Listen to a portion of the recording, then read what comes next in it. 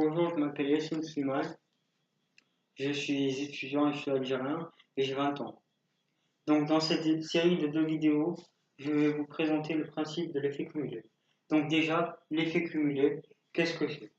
L'effet cumulé correspond au principe selon lequel la somme de nos actions quotidiennes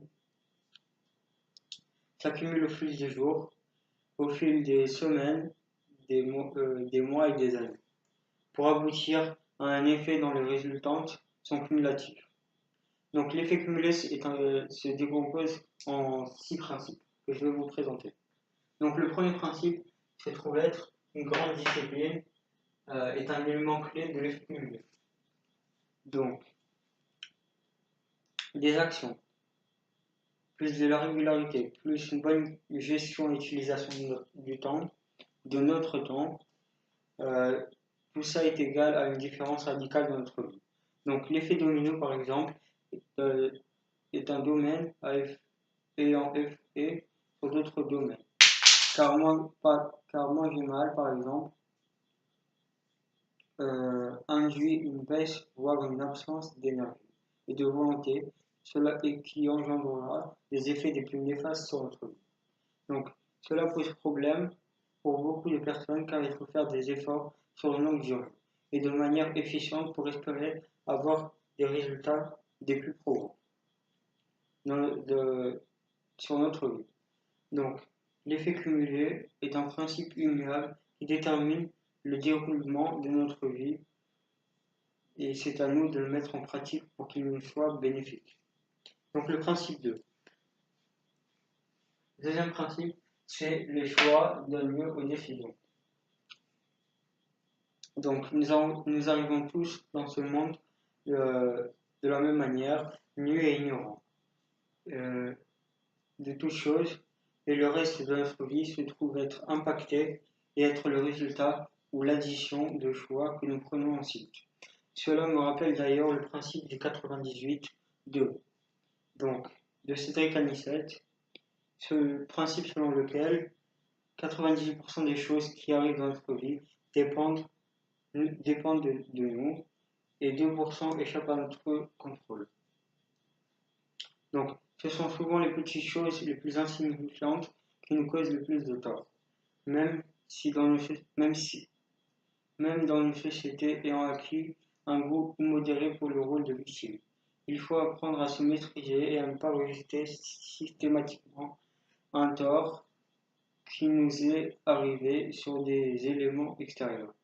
L'économie, l'État, les voisins, etc., etc. Et surtout à ne pas commencer à s'enfermer dans des regrets. Donc accepter sa responsabilité, la responsabilité de ce qui nous arrive dans la vie ne tient qu'à soi d'exercer un choix et de prendre des décisions pour changer notre situation. C'est souvent ce qui fait la différence entre quelqu'un de riche et heureux et une autre personne pauvre et déprimée.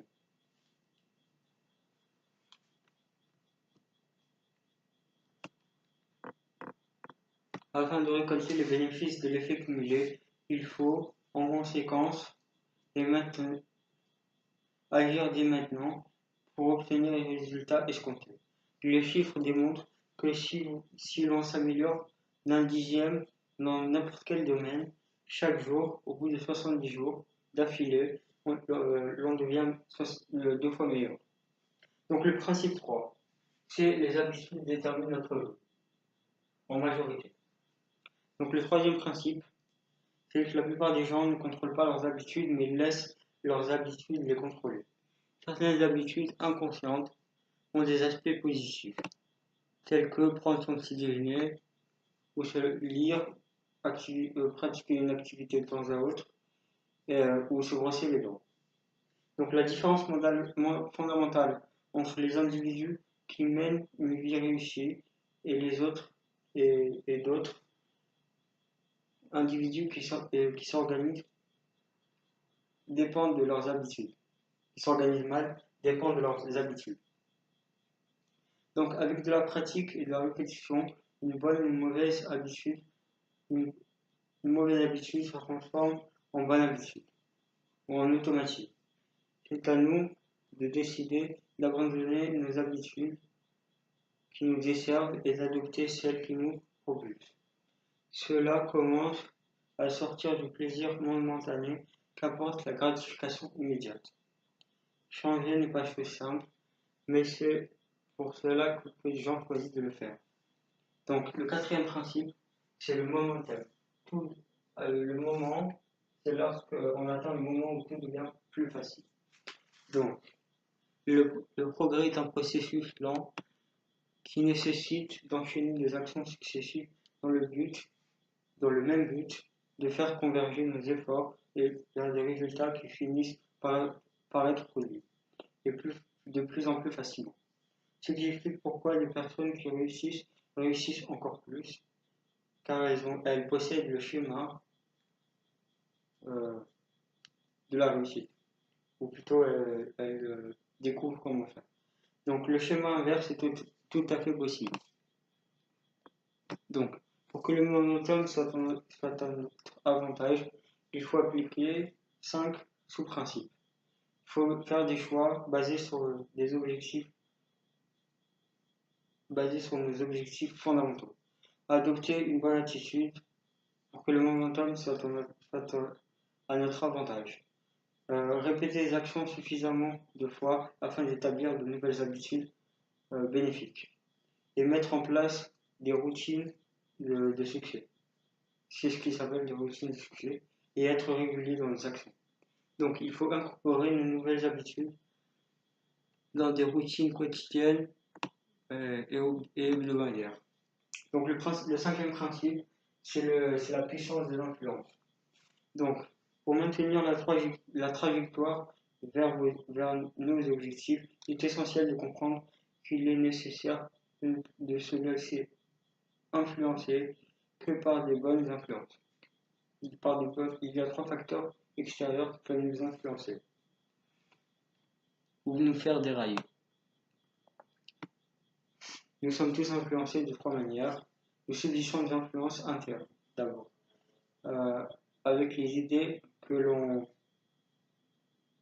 avec lesquelles l'on nourrit notre esprit. Des influences externes, qui se trouvent être les personnes avec qui nous passons du temps, et notre environnement en dernier lieu. Cela est d'autant plus difficile que la plupart des informations qu'absorbe notre cerveau sont absorbées de manière inconsciente. Le sixième principe, enfin, c'est celui de l'accélération. Donc l'accélération se trouve être le moment où l'on se trouve face à des obstacles devenant de plus en plus insurmontables. Donc l'effet cumulé peut aider à traverser des obstacles qui peuvent mener à un niveau supérieur dans sa progression. Concernant un domaine ou un objectif donné, pour aller encore plus loin.